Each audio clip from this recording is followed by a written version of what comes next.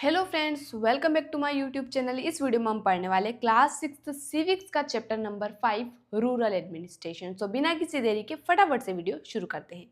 हम सभी जानते हैं कि भारत में 6 लाख से भी ज़्यादा गांव हैं और गांव में कई सारी समस्याएं होती हैं, जैसे पानी को लेकर, बिजली को लेकर, रोड्स को लेकर और साथ ही जमीन के जो विवाद होते हैं उनको लेकर। तो बहुत सारी समस्याएं विलेज में होती। तो यहाँ पर प्रशासन का क्या रोल होता है, कैसे ये डिस्प्यूट्स सॉल्व होते हैं, कौन कौन व्यक्ति यहाँ पर काम करते हैं, तो सब कुछ इस वीडियो में हम पढ़ने वाले हैं। तो वीडियो की शुरुआत हम एक स्टोरी से करते हैं, ठीक है।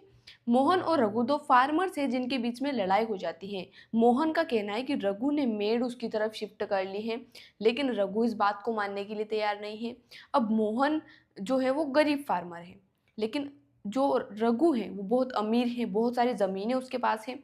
तो लड़ाई हो जाती है और जो रघु है उसके दोस्तों को बुलाता है और मोहन को मारने लगते हैं वो सब। फिर आसपास के लोग आते हैं, दोनों को छुड़ाते हैं। फिर मोहन अगले दिन पुलिस स्टेशन जाता है, वहाँ पर कंप्लेन करता है, लेकिन पहले तो पुलिस मना कर देती है कि छोटी सी बात है, लेकिन फिर गाँव वाले बोलते हैं कि इसको मारा भी गया है और बहुत बुरी तरीके से इसको मारा है। तो फिर वो कंप्लेन रजिस्टर करते हैं।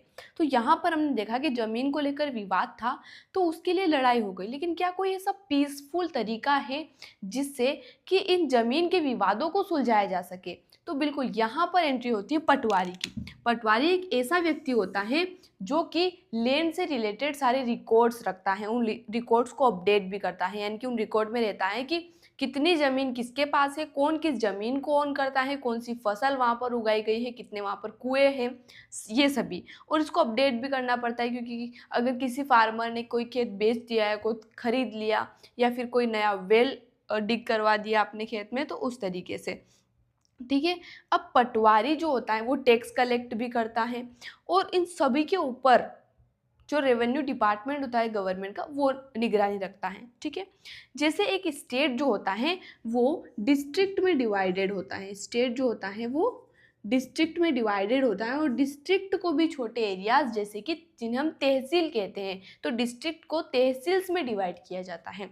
और जो तहसील में रिवेन्यू ऑफिसर होता है, जिसे हम तहसीलदार कहते हैं, तो वो सुपरवाइज करता है पटवारी को। और जितने भी लैंड इश्यूज़ हैं, अगर वो कोई बड़े इश्यूज़ हैं जो यहाँ पर सॉल्व नहीं हुए, तो तहसीलदार के पास भी लैंड इश्यूज़ सुने जाते हैं, ठीक है। इसके अलावा कुछ रिकॉर्ड्स की कॉपी अगर आपको चाहिए, या फिर किसी का कास्ट सर्टिफिकेट बनाना है, तो उसके लिए कहाँ जाना पड़ता है? तहसीलदार के पास जाना पड़ता है, ठीक है। आई होप यहाँ तक आपको बात समझ आ चुकी होगी।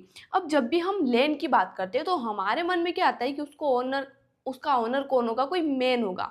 लेकिन एक एक्ट है, हिंदू सेसेशन अमेंडमेंट 2005। इस एक्ट के अकॉर्डिंग जो लैंड का शेयर है वो सन, डॉटर और उनकी मदर के बीच में इक्वल हो जाता है। यानी कि केवल ऐसा नहीं है कि जो लैंड है वो सन्स में ही डिस्ट्रीब्यूट होगी, सन, डॉटर और उनकी मदर के बीच में डिस्ट्रीब्यूट होती हैं।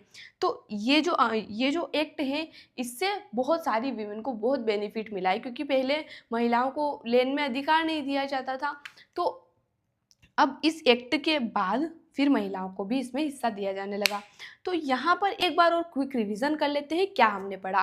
अगर कोई भी लैंड डिस्प्यूट होता है, तो अगर लड़ाई हो जाती है तो वहाँ पर एंट्री होती है पुलिस की, लेकिन उसको शांतिपूर्ण तरीके से भी सुलझाया जा सकता है पटवारी के द्वारा, ठीक है।